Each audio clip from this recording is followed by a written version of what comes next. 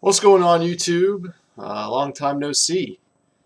I wanted to apologize for not having a video up since about a week and a half, 2 weeks ago. I've had family in town. Obviously, it's the holidays.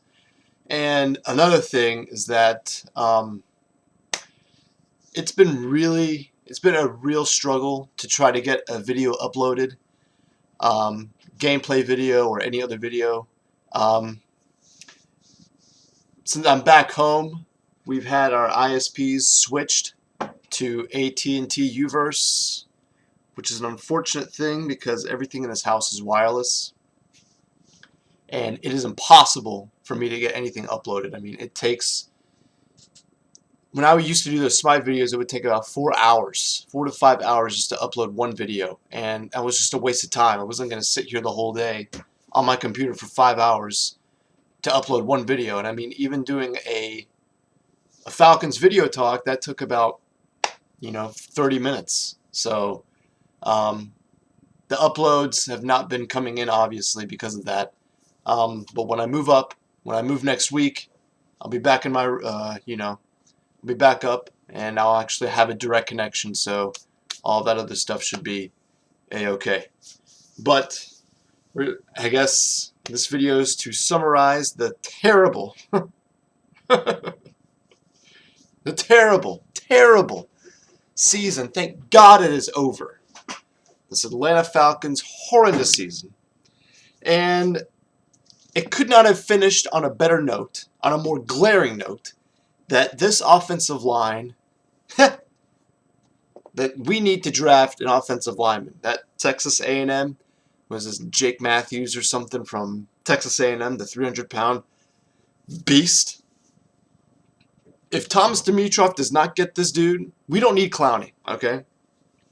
Last Sunday proved it, that we do not need Clowney. We need offensive line. 9 sacks? You fucking kidding me? It's ridiculous. We cannot protect anybody. All right?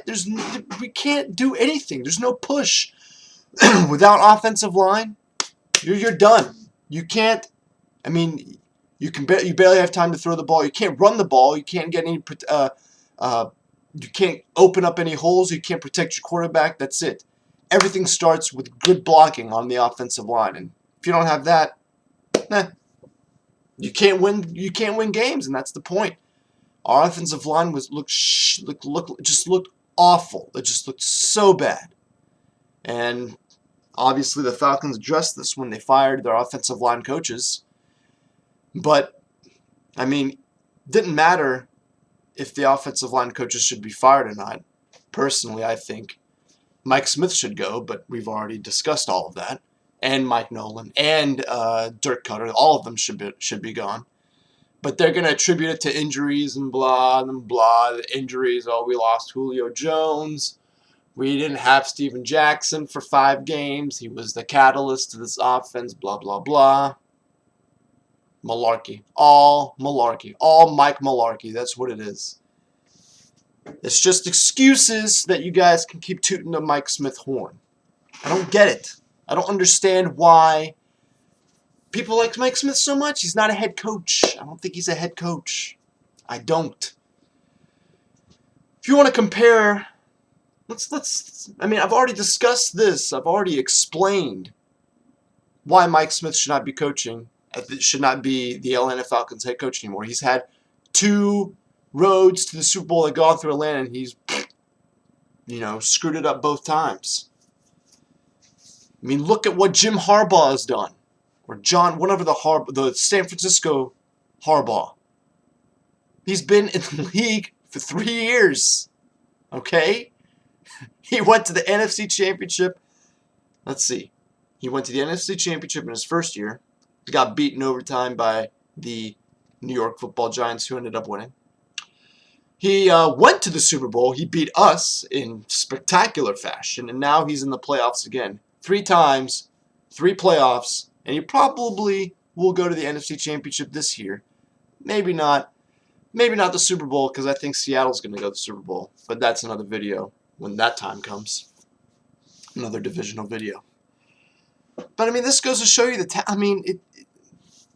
kudos to Smith. He rebuilt the franchise, but I was hoping Black Monday. I was hoping that I would look on ESPN and I would see Mike Smith canned among the leaders of Jim Schwartz and Schiano and was Schwartz, Schiano, the one from Minnesota, and Chadunsky or something from Cleveland, whatever, it doesn't matter.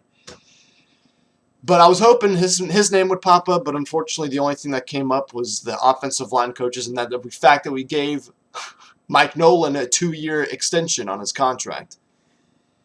That he did a great job with the defense. Yeah, I don't know what these games these people are watching, but do they not realize that this guy did the stat not come up that this team gave up, I think at one point was like 28 for 28 on touchdowns? Did that stat never come up in the meeting? Did the fact that this team, that the defense could not stop anybody on third down? It could have been 3rd and 50 and they would have gotten it. I can recall countless times in the Arizona game, in the Tampa Bay game, in the New York, in the Giants, not the Giants game, the Jets game, and in the Patriots game. Wait a minute, all the games that it was at least 3rd and 6, 3rd and 7, they would convert. How are you telling me that this is good defense? This is terrible. Every fucking time it was 3rd and 8, they fucking converted. Every fucking time the team was in our red zone, they got in for the touchdown. We could not stop anything, anybody. And they give him a 2-year extension. I mean, it was somewhat, he's going to blame the loss that we have Bierman and that we didn't have Witherspoon. You know whose fault that ultimately is? That's the fault of the GM for not having depth, okay? That is your fucking fault, Thomas Dimitrov. I've made this video again and again and again and again. I've said this a million fucking times, that every other team that is in the NFL has depth at every fucking position. New York Patriots lost Vince Wilfork on our game when we played against them. All right, first drive of the game for the Patriots. I want to say it was the first drive or maybe the second drive. I can't recall the details. But I remember him tearing his ACL or MCL or whatever CL. And what happened? They fucking keep going. They just plug people in. They just have a fucking, what do you call it? I don't remember. I don't know. I'm blanking right now. They just have a factory full of players because that's what they do. They hoard draft picks. That's all they do. Is they hoard picks and they just keep getting players. They have good scouting.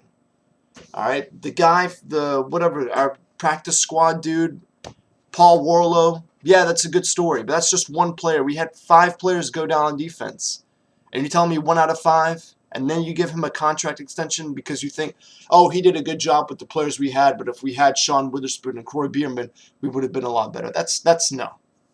No. Your job as a defensive coach is to get ready for, that's your job. You got to train all these players. And if someone goes down with an injury, they have to be ready to come in. And don't even fucking get me started on Dirk Cutter. That guy I swear to God, I wish his name had been, I wish he would have gone to Boise State. Man, that was probably one of the best news I've ever heard, and then they got someone else. How many minutes? Okay, I can barely see. Overall, the sum of this season is that the season was just god awful. People want to say it was injuries that we didn't have. Julio Jones, we didn't have. You want to put the injury bug? We can put the injury bug on some limitations, but after that, majority of it goes down to coaching decisions and bad play calling, and the fact that this GM does not prepare for any injuries. The fact that he just, tries to just build a first-string team and doesn't do anything else. You have other teams. You have the Packers, who didn't have their quarterback for 6 games. He comes back and they win. who didn't have any of their wide receivers, Green Bay Packers. Seattle and their defensive problems, I think one of their guys, man, I can't remember his name, but he just got a 1-year ban. And that defense, don't even get me started. Patriots, Tom Brady and that team, don't even get me started. They have nobody on the wide receiver, and they even in the Broncos game, they didn't even start Stephen Ridley. They sat him. You know how much potential that guy has? That is a really good running back. And you know what they said? We're not going to fucking play him because he fumbles the ball. And, well, did they win? They won even with LeGarrette Blount. Man, that team, there's just so much depth. That is the summary of the season, is that we had zero depth. Absolutely no depth whatsoever. If we had some depth, and if we had actually a shred of good play calling, we probably would have at least salvaged the season, maybe have gotten 8-8, 7-9, possibly. It would have been somewhat close, but not fucking 4-12, and get blown out by the Tampa Bay Buccaneers at Tampa, and get shredded by Carolina and Arizona Cardinals and the Seattle Seahawks. So that, I mean, it just goes to show you that when our team is stacks up against these elite teams who are not even close, we go backwards. We've been going backwards, and it's sad because we've had this Mike Smith era for 6 years now, and it's just a roller coaster, man. We go up, we're 13-3, and then we go down to 4-12. I mean, how do you do that? How do you do that? It's crazy. It is unbelievable. But thank God the season's over. I can actually watch. There's actually some good games this Saturday and Sunday, and I can actually be amazed at what GMs can do for their teams and how they can rebound and how they can build depth to keep their teams alive in the playoffs, and for those players to come back, actually be somewhat elite, and make a run to the Super Bowl. Thomas Dimitrov, you have a big fucking homework assignment, and that is you better do some depth research, get your fucking scout team together, and watch these games. All right? Watch these GMs, okay? And say, oh, what are they doing? And how can I implement this formula into Atlanta's franchise? That's all you got to do. It's that simple. And then you'll be an elite team. First step, you have the 6th draft pick. Your first step is to draft offensive line. Okay? That is your number one priority. Okay? Number one priority. Get that offensive tackle, and if there's anything else, if you get anybody else aside from that offensive tackle, if he's available. Okay, if he's not available, not your fault. But I mean, look at the top other teams. There's nobody there that needs offensive tackle. Majority need quarterback. Okay? He's there. You better fucking take him. That's all I'm going to say. But that's not until May, so you have time to do whatever the hell you want to do. But, I mean, this is just, it's crazy. Yeah, I'm glad the season's over. Thank God. I could not stand watching this team. 9 sacks. Couldn't even win one game. The last game for Tony Gonzalez. I feel bad for him, but anyway, I keep ranting. My fault. Again, the summary of the Atlanta Falcons season: zero depth.